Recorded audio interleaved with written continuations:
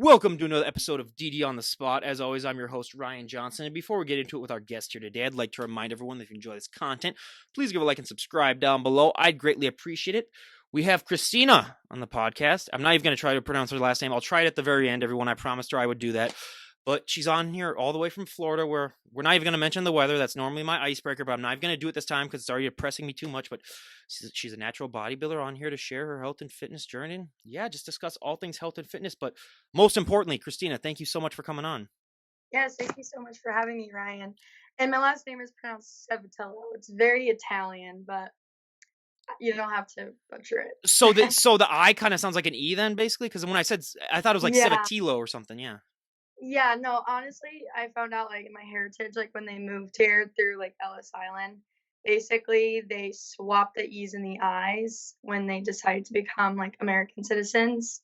Don't know why, but here we are today. So I have a similar one with my Norwegian ancestors. It was pronounced Janssen, and it was Sen, and then they just changed it to Son for Johnson when they came over here. But not as bad. But I do have a little bit of Italian blood in me. I mean, we are going to be having pasta tonight. It's like my 10% Italian comes out, like once a week when we have our Italian meal. And so yeah, there is that. But before I am even tempted to ask about the weather, because I do not even want to ask it. To start things off, Christina, why don't you just give us your backstory on what inspired and motivated you to eventually become a bodybuilder? yeah, so it honestly stems from my dad. He was a bodybuilder in the 90s in Connecticut. He became Mr. Connecticut or Junior Connecticut. And when I was growing up, he took me into a couple shows when I was like around like preteen, teenager. And I always thought, you know what? At one point, that's on my bucket list. I'm going to go on that stage. So then here we are today. I started getting into health and fitness when I started college. Didn't start taking it really, really seriously until I started working at a meal prep company. And that's when I saw the gains are not made 100% in the gym. I would say like 90% are made in the kitchen. So I was prepping for like the top bodybuilders who are in the Olympia this year, actually. So I'm very well connected with the Olympia competitors and bodybuilding world down here in Tampa because it's kind of like the new hub. And they all told me they were like, you already have the natural physique, just eat right. And so I started listening to them. But my dad actually was my coach. And he's very old school. And a lot of my like bodybuilder friends didn't agree with everything I was doing. But then when they saw me on stage and like in my peak week, everyone said, "Your conditioning is just unbelievable for your first show." And so I honestly, my Instagram account, I did a couple YouTube videos about the process. I was just doing it for fun, but it's so funny to look back because of the amount of energy I did not have on prep. And it's just really funny to look back. But again, like my journey really started from my dad, and he's kind of been like that motivator for me because like I saw pictures of him when he actually competed when he was 21 like I did, but his first show was when he was 19, and he stayed in it for like 7 8 years, and then he was like, it's just taking a toll on my body. I'm going to focus on like my career. And then he met my mom, and the rest is history. So that's my journey. That's great. Well, I'll leave a link down below to her YouTube channel. Everyone go and check that out and I've had moments similar to that where I get like zero sleep and I do like 2 podcasts the next day and I'm just like, how did I even get through this and have coherent thoughts? Now, I do normally tend to do a little bit more editing on those ones because I might get a little more tongue tied twisted, but still, you're like, look back at it and you're just like, wow, that's amazing. And having the background of that you work for a meal prep company, we've never had anyone on the podcast that's done that. So what exactly do you do working for a meal prep company? How does that also, do you think, help you as a competitor, sort of having that background as working in a meal prep place? 100%. Actually, in the new year, I'm gonna be hopefully doing more meal prep content as well to help people and like share what that is. So it is called Made to Macro. It is different from every other meal company, and they'll all say that, but we actually are different. I actually met the founder, Alexis Urso, at the New York Pro. I my dad and I found out it was in the Marriott in Tampa, and my dad was visiting me while I was going to school, and he was like, "Listen," it was during COVID, he was like, "We gotta go. We're gonna be so close to the pros, and it's not even gonna be funny." And that's where I met so many of the connections that I have today still. And it's great because that community is so, small, but it's so tight knit that like once you know someone, you know everybody type of thing. So Alexis, she took me in and I worked there for almost 2 years. And so what we do that's different is we actually individually weigh to the exact gram how much food, carbs, fats, and proteins every single customer has. So so she has like two branches, lifestyle, which is like, getting freshly or Hello Fresh. But the difference is she still individually weighs it according to your fitness goals. So she'll meet with you, and this isn't like a promo, it's just like how she Oh no, does it. absolutely. I mean, I'm fascinated by this stuff. Yeah, no, it's awesome how I didn't know that it was that important to like weigh your food. And the thing that a lot of Americans do is we overeat. We don't portion it out like they do in like Europe and other countries. I could go into like foods. I'm obsessed with food. Like, Oh, absolutely. I mean, hey, it's like you said, it is such a big part of your journey that you need to yeah, have a good knowledge of food if you ever want to even be yeah. successful in bodybuilding. Absolutely. So I became one of those health nuts that's like all organic, but on a college student budget. That is where all my freaking money went, sadly. But it's not just chicken, rice, and broccoli. It's a lot more than that. Like you can have more fun with it. And Alexis gave me a diet plan. I followed that, saw results, and then I started just working out every other day or every day. And then I realized how important rest days were, which a lot of people don't think, but it's so important. And that's how I was able to grow. So not only did I focus on my nutrition, but I legitimately weighed my food for breakfast, lunch, and dinner. And then people would say, "Oh, she has an eating disorder." No, it's food is fuel. And if you're not putting the right amount of fuel and the proper fuel, it's not going to do what you want it to do, just like your car. If you put the wrong gas in, it's not going to work. It's the same thing. And a lot of people don't know that. And that's why I want to stress that um, that's the thing with natural bodybuilding. It's only you and what you put in your body and how you treat your body. And I've noticed just with the meal prep experience of weighing out food. I mean, we had some competitors that were eating like 300 grams of sweet potato and like 400 grams of steak in the sitting. It was disgusting. And we had a pro baseball player eat like liver, and I had to be the one to meal prep it because no one else could stomach it. So I really started from like the ground zero with my fitness journey from learning what to do and what not to do in the gym, taking my dad's advice, and like also learning from like TikTok, honestly. So yeah, that's my meal prep What experience. were some of the things that you learned not to do? Because a lot of people, I mean, that's some of the funnier stories to me. Is like when people, Oh, because there's so much trial and error in this. It's not even oh funny. my god, yeah. Okay, so the one thing with like dieting I will get into, intermittent fasting. Everyone thinks, "Oh, it's brilliant. Your body is not gonna just, you know, work out and have no energy. It's gonna break down last night's cookies." No, it's not. It's not. Intermittent fasting is actually the worst thing you could do to your body. And the thing that I tell all my friends that ask me for nutrition advice is you actually need to eat more to lose weight. And they're like, "That's crazy." I'm like, "No." And I put some of my friends on like the diet plan I was doing. I kind of adjusted it. I'm not certified. I was just kind of doing it for fun because it's like my passion. And they were all seeing results. They were like, "Wow, I lost 4 pounds in like a week and a half." I'm like, "Yeah, all you gotta do is eat clean and eat consistently." I recently have been struggling with that, and I'll admit it because it was my last semester at college. I'm graduating next week. So I kind of lost touch, but I've still been eating clean and I'm not gaining weight, I'm maintaining. But I'm trying to bulk. So with bulking, that's the other thing that a lot of people think there's such thing as a lean bulk. Okay, let me get into that. Yes, the food you're eating is considered lean, high, high protein, low fat. Right, that's good. However, your body needs fats to grow muscle. And a lot of people think if I just eat, 10 egg whites in the morning and an extra cup of rice, it's a lean bulk. No, it's not. You need to consistently put in the right fuel, like I said. And I can't stress that enough. I'm very Italian. Sorry I talk with my hands so much.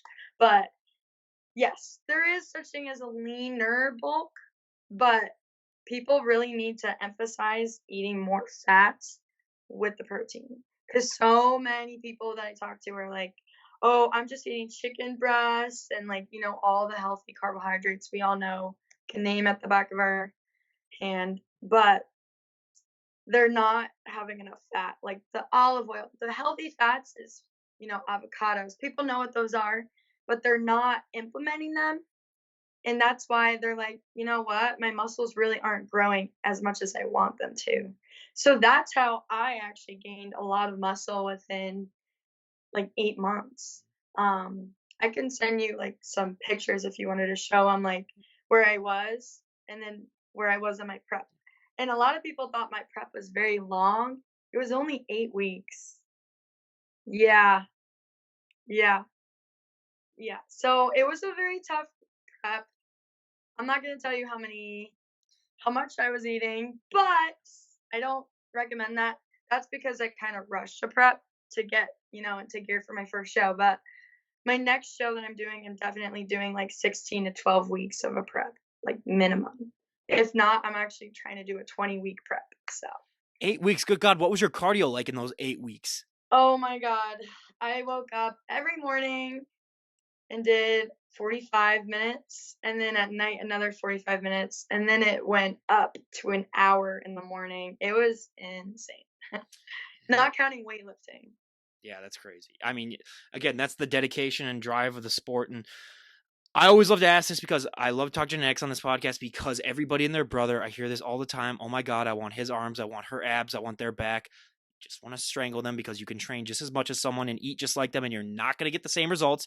I could do the same thing that Ronnie Coleman does, including anything else that he does, and I still would not look like him. It's just not going to happen. But whenever someone first gets started, they always have that one body part that really, really takes off that they don't have to train as much. And they have that one body part that they just have to drag behind that they have to train to oblivion. What was one body part that really took off for you? And what's been one body part that you've just had to drag behind? It's funny. My biceps came out of nowhere one day. Let's see the And guns. Let's see the guns. Let's get it over with. I, I'm a little like Dang. I don't have a pump right Oh, now. that's still pretty damn impressive. So, I would say that and actually my abdominal. mhm. We're not looking at those right now Oh, though. absolutely, absolutely. I've known better than to ask someone not doing a show to abs because that's just no, that's not gonna happen. Yeah. Yeah, that came out of nowhere. I even my dad was like, "I didn't even have abs like you." And I was told people thought I was doing bikini. Funny story. I bought the wrong bikini for my show. I bought a bikini, not a figure bikini. And everyone was like, "Aren't you doing bikini?" And all of the bikini competitors, when they saw me, they were like, "Are you competing against us?" And they got nervous. And I was like, "No, I'm doing figure." They're like, "Oh, okay." And I was told by the judges that I was too ripped for bikini. And I was like, "So you're telling me if I actually did bikini at my show, I probably would have won overall?" And they were like, "Yeah." And that kind of bothered me, but you know what? I love figure because and people say I'm very tiny for figure, that's why I'm growing. It's because it's just like you can have the femininity of a woman and still look big upstage. Like you look petite until you walk up there. You when you open up those lats, it's just I think it's the most like flattering and like beautiful figure out of all of the, divisions. I do love wellness too. Just wellness is tough. My only thing with figures that they gotta have more poses than just the four that they kind of have. I There's got to be I more. I agree. They got to. That's my only gripe with figure. But otherwise, yeah, I do think that figure is probably the, if you want to like see like female body or female bodybuilding, yeah, that's the one I think category that I think should best represent it. But Hmm. yeah, so what was one body part that you struggled with? Yeah, so the one body part I struggled with were my quads. Mhm. That really, it stinks because my dad had really good quads, and I thought I had them, and I was just told that I just need more time on them. So Yeah, they're growing. don't even get me. I mean, I'm 6'3", so my entire lower body is just, it's a nightmare. I've always made the joke I could inject pure muscle into my legs and they're not going to gain an ounce. It's just never. Calves, don't even get me started. Calves are the number one, genetic body part. I don't care what anyone says, and Oh that's no, just. I was just gonna say that I agree. You could do a million leg or calf raises. They're not gonna. They're not. And it sucks because you see someone with really nice calves in the gym, and you're like, they probably have never trained them in their life, like more often than not, and you're just. So yeah, that's the whole Yes. genetic, part of the sport. But this is so much more of a mental journey than any physical side of the journey, really, where it's a lot of people just see your physical change and they'll say, like, oh my God, Christina, you look amazing, but they won't understand that mental transformation that's taken place as well. What has this journey been like for you mentally? Yeah, that's a really good question. So I like growing up was like I was never like overweight, but I was never underweight. Everyone thought like I was in shape, and I always felt like I was, whatever. I didn't feel uncomfortable until it was like my senior year of high school, and I get just like got depressed and like gained a bunch of weight. And then out of nowhere I lost like 15 pounds. And then by prom I was like a size 0 again, and I was like feeling good. Then I went to college, and you know how college goes, and I gained a little weight, but not a significant amount because I got into fitness then. But I kind of lost confidence within those 2 years. So then when I started getting into fitness and seeing how it like transforms my body, even though I weighed the same, I just gained so much more confidence. But the main thing it taught me during prep was the discipline that I had. You could put a hamburger in front of me and I would not even eat it or look at it. You know what I actually did that I tell all my bodybuilder friends? Not even just bodybuilder friends, but I one night went to bed and I could feel, that my bodybuilders, listening would understand this. You can feel your stomach like eating itself alive almost. And you're like, I just need a bite of something. I watched on my TV on YouTube how hot dogs were made, and it solved it for me. I looked up ways food that I was craving were made, and I was like, I don't think I can eat that again. I haven't had Don't a ever do that, people. I recommend that as well. Don't ever do that. It will ruin it for you. So just live yeah, in don't. live in bliss and think to yourself like, hey, I don't care how it's made. It tastes good. That's how I approach it. Yeah, I haven't had a hot dog in like over a year now. But besides that, it also like shows you how you could motivate yourself. And it has translated to like not even my like school or even my career, just like everything changed after my show. I just gained this like sense of pride that, you know what, I can do what I set my mind to. And I actually achieved a physique that was better than I thought I could achieve. And now that like, I'm more involved in the sport and like training a lot more differently than I was in the past. Like after your first show, everyone will tell you this. Your body will transform and in ways that you wouldn't imagine. And like parts of your body are like molded differently. Like I look at a picture from a year ago and I was like 5 pounds heavier, but the overall form of my physique so different. And that's what a lot of people I think are addicted to in the sport because it's like people are like, "Oh, you lift weights." Like I pick things up and I put things down. No, it's so much more than that. And yeah. I mean, the fact that what you said is just, it's so true that it really kind of pisses me off is that, yeah, like some people just think it's just the weights when it's like that is 10% maybe of everything that goes into it. It's like the least amount, the Yeah. nutrition, the sleep, the Yes. cardio, the I mean, your time management just has to be so insane as well. How have you balanced being a college student, having a job, and being a bodybuilder? Because two of those three is enough to give a normal person a heart attack. I honestly, like, didn't sleep when I first started my prep because I was going to school over the summer. I had a part-time remote job, which helped a lot. I was very blessed for that opportunity because I do social media marketing. Um, but the third thing was I had to wake up at like 5, 6 a.m. to be like online for work at 8 a.m. So it would be the same thing if someone works a 9 to 5, you just gotta wake up earlier. And after work, instead of just like eating dinner and going to bed or having a glass of wine, like, someone down the street, you're going to the gym to lift and do cardio, That's the difference. So, and the meal prepping, that is a lot. Oh, yeah. I mean, people just take one day out of their week, really, and that's just all they do for the day, and that's truly dedication right there. And where do you find that dedication and drive on those days when you're not feeling up to it? Because everyone has those, and if you tell me you Mhm. don't, I'll agree with you, but I'll know deep down that you're lying. But on those days when you don't feel 100%, how do you push through on that? Because that's one thing that I think differentiates bodybuilders from just the general public. Yeah. So there's this mentality a lot of people have that I used to have, and I'm guilty of it. It's, you know what, one day won't hurt. If I skip today, I'll make up for it tomorrow. What you're doing right there psychologically is you're making a habit of thinking, you know what, it's okay that I skip today because I can just do it tomorrow. And you're creating that excuse almost that, you know what, I need to relax. Yes, rest days are important.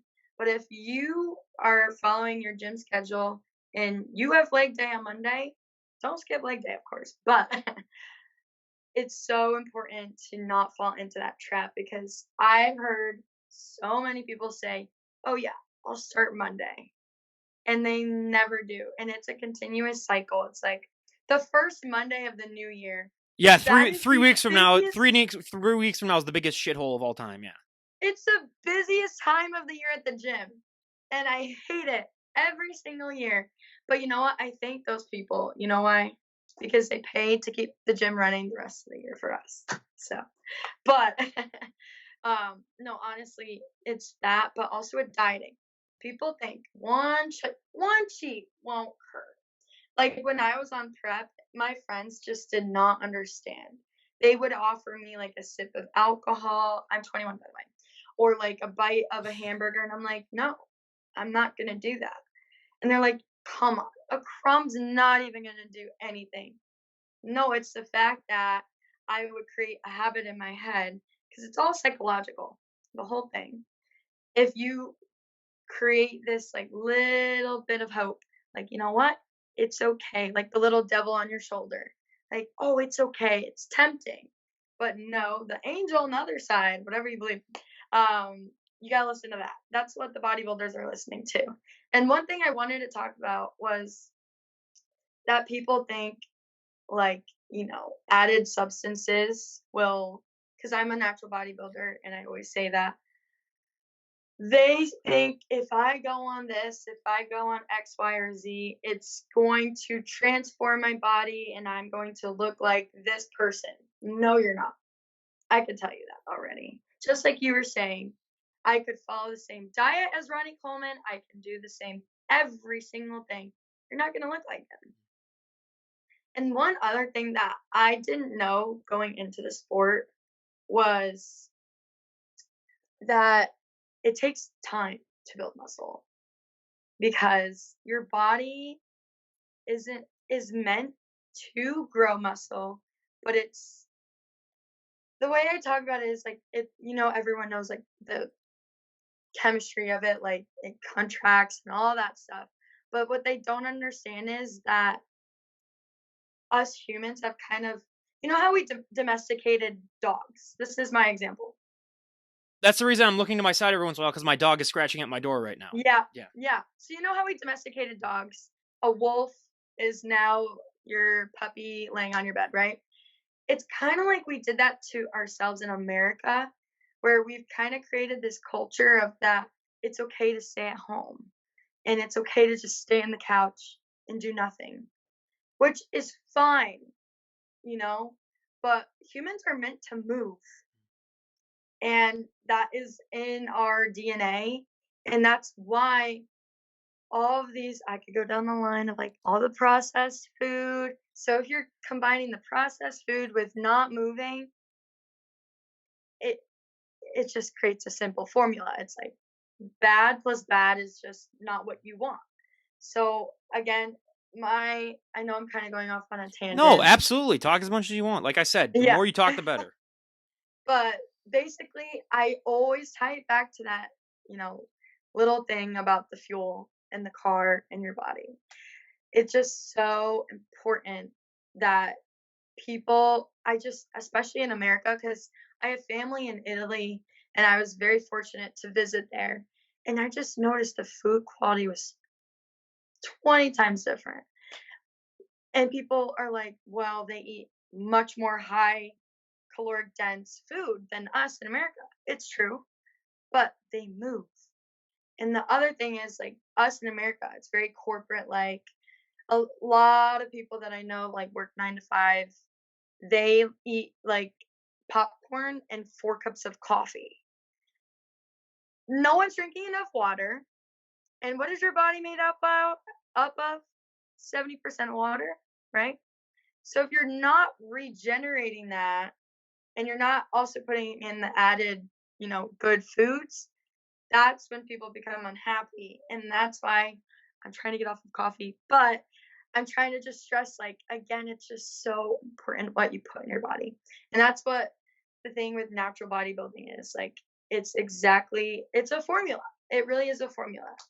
Yes, you need the drive, of course. Like you said, it's all mental, but it is what you put in it, what you do with it.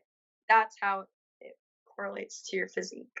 I will say I agree with you 100% on the Europeans, but they also the fact that a lot of them are just chain smokers over there too, and it's a lot easier to stay skinny too when you're Yes, smoking yes, cigarettes all the time. Yeah. 100%. Yes, I'm not I always against said it to it. people, and I always like Yeah. there I was like Europeans are so skinny. I was like, yeah, their food quality is good, but they also people don't realize when America was smoking as much as it did, we were a lot skinnier too because it kind of dims your appetite a little bit and makes Oh, you a yeah. little bit yeah, and because it's like yeah, they have a glass of wine too every night too, so it's like that's I Mhm. trust me, I've always wanted to go to Italy, and I will probably go there one of these days just for the food alone. But yeah, you do. I mean, I've had friends that have studied abroad and they lose like 20 to 30 pounds in their semester abroad, and then they gain it back in like 2 weeks here because of the food. It's Yep. just yeah, So different. it is absolutely yeah ridiculous. And I mean, you're not the average looking college age woman. I mean, especially like walking down the street as you're ready for a show, or even as you are right now. What is that like? Because I sort of compare the attention that you can get to like being a mini celebrity, where it's just people are fascinated by you. You get a little bit more stares. Has that been easier for you to adjust to, or is it still one of those things where you're like, okay, this is kind of weird? That's really funny because last night we went out for my friend's birthday. Yeah, I'll be honest, like, yes, I've gotten added attention. I mean, not just from like social media, but in person, like you said. And like, it's nice to receive some form of validation like that. But I'm gonna be honest with you, Ryan, it kind of like it does the reverse effect in a way. Cause it's like people don't know what I did to get where I am. And a guy would, I mean, guys out there, you know how some are. Let's arm wrestle, bro. Stuff like yeah, yeah. Yeah, like a prime example is, oh, you look real good, or they'll say something about a certain part of my body, and it's like, first of all, it's like, thank you. But second of all, it's just like, it kind of makes you feel like you, not that you don't deserve that attention, but it's like, not, it's not positive feedback in a way. Do you know what I'm trying to say? Well, It's kind of, does it kind of feel like sometimes like people it's harder to get to know like the actual person because they just have this they just think about your body and stuff like it's hard to get past that, which is again one of the reasons why I started this podcast because I found that like yeah there's so much more than this than just the way that they look with is that kind of like what you're getting at? Yeah, like a guy would talk to me for my body versus like what's in my body, like me, my soul, me as a person. That's why, Welcome to college age guys. That's all I'm gonna say. yeah, no, I know. That's why They I'm grow out of it. very They grow out of it slowly, but eventually they start. Yeah. So yeah. That's why, she is 21. Everyone. So she's got about 3 or 4 more years of that before guys finally start to mature a little bit. yeah, but I don't want people to be like, "Oh, she's just getting compliments and is hating on them."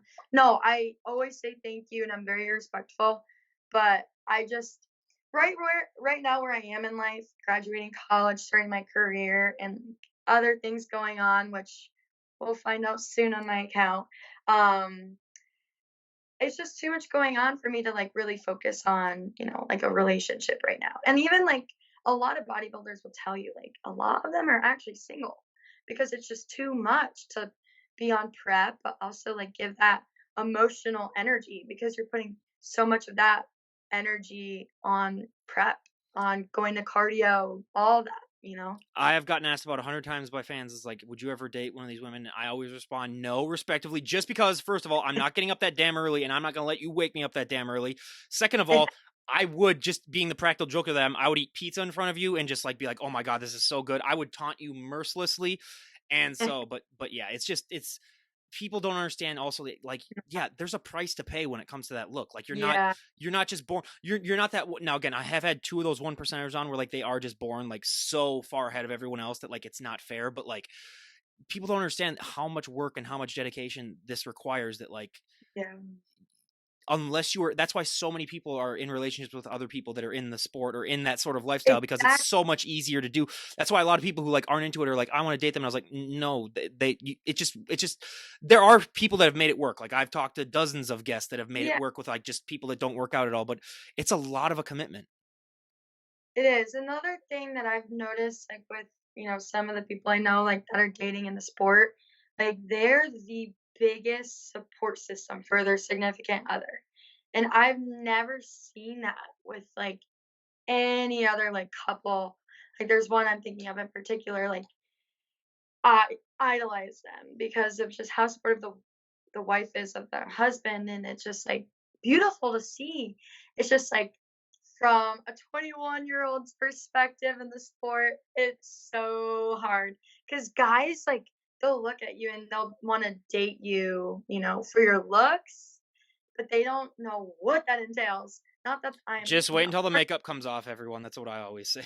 oh They just wait until they see yeah, you in sweat. Just wait until they see you in sweatpants cuddling and want to watch a movie, and then they're like, okay, what's going on here? So that's yeah. always yeah. And the other thing is like with the sport, like you don't really go out and drink, you know? And that's a big thing about today's culture. So it's like it's honestly kind of hard for bodybuilders to meet significant others as well, just because they're constantly, either in the kitchen, work, or gym. So, And I mean, I don't delve too much into this normally with guests unless they like self declare themselves. But since you are a natural competitor, I mean, I've talked to so many people that have that, because a lot of them, I mean, I love every guest that I've had on and I appreciate their stories and everything, but so many of them, like, especially when they're your age, like they get started on so much stuff that it sort of messes them up. What's been motivating you to not fall down that road? Now, I'm not saying it's bad, because some people can manage it and do that stuff, but it's a tricky road once you get it. And what's been your mm. motivation to stay clear of that for maybe as long as you can, or wherever your path eventually leads? Okay, so I'll be honest, like it has been tempting, right? I have the connections to proper things, and I could say that, but I choose not to. And this is what I tell everybody that asks me that. And it's always the same answer. And it's simply that I think the body is beautiful. And the fact that I could naturally form it the way that it's supposed to be naturally, it's a beautiful thing to see. Like how I saw my body transform in my first show, I was just amazed at like what I could do without anything except food, water, and energy. And that's And amazing. caffeine. Oh, so much caffeine. Oh, and a little like tidbit. Oh, and there's gonna be some idiot down there's gonna be like, but caffeine's a drug, and you're like, okay, you're an idiot. Like, come on now. Yeah, I know. Yeah. There's always that one guy's like, oh, they're not all natural because they're on caffeine and they're on like pre-workout and stuff like that. And it's like, dude, So my question for them is, have they been through a prep? I was like, Because you do cannot. HGH and then do pre-workout and see if there's anything similar to that. Oh my god, no! I could not do morning cardio without that Oh at yeah. all. But yeah, so the same thing I tell everyone is what I just said. Like, it's just awesome to see like what you could do with your own body, and just like I said, food, water, and energy.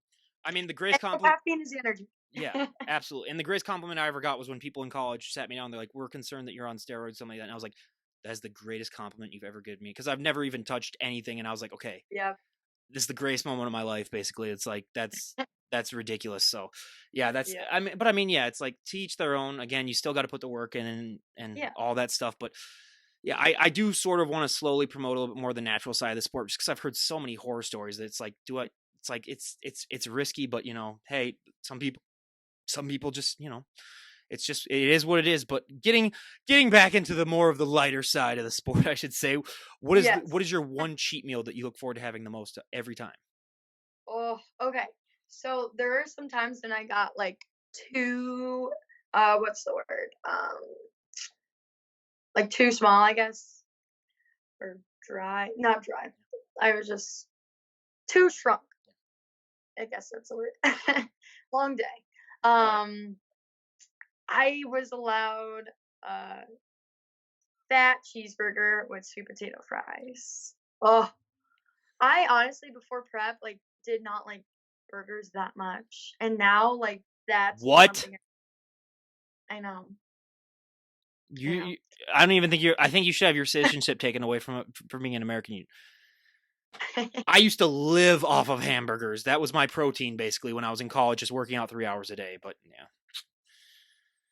Good times. But what you were saying, sorry to interrupt, but whenever someone says they don't like hamburgers, I'm like, okay, what's wrong with you? We got to figure No, no, this no. out slowly. I like them, but I didn't love them Oh, like I. okay. Yeah, yeah, Yeah. So again, hey, to each their own. And again, don't look up how hamburgers and hot dogs are made. Everyone know hamburgers. It's not as bad as hot dogs because when you look up hot dogs, you're like, okay, that's gross. And I try not to think about it yeah. when I'm enjoying a hot dog. That I usually have one about once a month at the most because especially during the winter, it's like you're not gonna have a hot dog because don't be an idiot. But Mm. there's that. But yeah, yeah, yeah. You know, So sorry to cut no, you off. no, you go ahead. Absolutely. An interesting about my family is we grew up actually like getting our own meat. We grew up like hunting for deer and In venison. Connecticut? Yeah, no, it's actually pretty big. My dad's like one of the top hunters, I would say. Nice. It's pretty cool actually. But I actually have a archery state record in Connecticut as a little Nice. side thing. But no, we grew up eating venison, and that is literally the healthiest protein out there, the leanest, and it's red. But I think it's the best. So, small story. Well, I'm in Minnesota, which is huge hunting ground. I Oh mean, yeah, my grandpa had his own. He owned his own grocery store, and then the hunters would bring in venison. We have a neighbor right across the street from us that is a huge hunter too. I mean, I live in the cities, but he's got stockload of during COVID. Like we would go over to his house, and he would toss us venison because that was like he had so much of it, like an entire garage full of venison, basically. Because I mean, wow. it stinks during the summer sometimes, but it's worth it, I guess. But yeah, venison. Mhm. I love some good venison. That is some good stuff. I haven't had a venison burger, which a lot of people have had, but Those are good. one of these days, I might have to try it.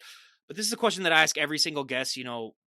Every time that you're on, just because it might change every once in a while. But if someone were to walk up to you and say, Christina, we made the decision, you can change one thing about the sport of bodybuilding, and everyone would go along with it. What would be one thing that you'd like to see changed? Hmm, that's a really good question. One thing, um, I would say,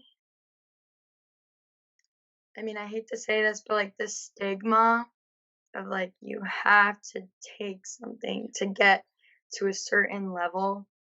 And I'm gonna be honest, I competed in the natural league, so it was different. So that's why, I did obviously place higher than I would in like another league. I'm not naming leagues, just Yeah. for this. And you know them. And whoever's listening knows what I'm Oh, talking about. absolutely. Yeah. But I mean everyone I mean, some people have literally told me, if you don't take something and you compete in this league in the next year, like, I hope you know you're not gonna do as well. And NPC. I didn't say anything, I'll say but it. I don't compete in it, but yeah, it's true. Yeah. yeah, I'll be honest. Like, even if I don't get first place, the fact that I think anyone who, first of all, goes on a stage as a winner Yeah. in of itself, the amount that you have to achieve to get there is absolutely insane. And even if I place in the last 10, like 10th place, I would still be proud of myself. And like, everyone is at different levels. I'm a beginner. I'm a little baby. I know I am. I'm very small, but we're growing. Yeah. So, Well, I was just scrolling through some of the photos you were talking. Like, I see this right here. When you get to that stage look, basically, when you're doing post show now and you're putting more size on, was that difficult for you at all? Or was it one of those things where you realize, oh, it's just part of the journey? Because some people that I've talked to, that is the biggest struggle for them, is adjusting to that post show look. uh, yeah, I honestly have been dealing with that. Like the body dysmorphia part you're saying? Yeah, okay. So, a month after my show, I was in Nashville and like obviously drinking cuz, It's you Nashville. have, it's Nashville. And I'm like the next morning, after you drink you kind of get a little bloated, and I'm looking in the mirror and I'm like, "Oh my god." It was actually exactly a month after my show. And I was like, and then I looked at my phone, and that is the worst thing you can do. Just look at a picture of you at your show or during peak week when you're feeling bad about yourself. And I guess the one thing I would change about the sport of bodybuilding in a way is like the body dysmorphia. I mean, there's something called muscle uh dysmorphia. Maturity, or yeah, muscle dysmorphia. Yeah, something. Yeah. Yeah, I just did a project on it actually, but um that is the one thing that I would change. But it's because you have this drive to like always get bigger. And then after you cut down, you want to stay cut down, but it's obviously not healthy to. So as I'm looking in the mirror the day after Nashville, I'm like, oh my gosh, I feel like I'm like so, not the way I should be looking. And people say the word fat. I hate that word. It is the dumbest word. There's no such thing. Well, hang Everyone. on. If you're like 500 pounds, then yeah, that word can Okay, yeah, apply. yeah, yeah. That is considered that.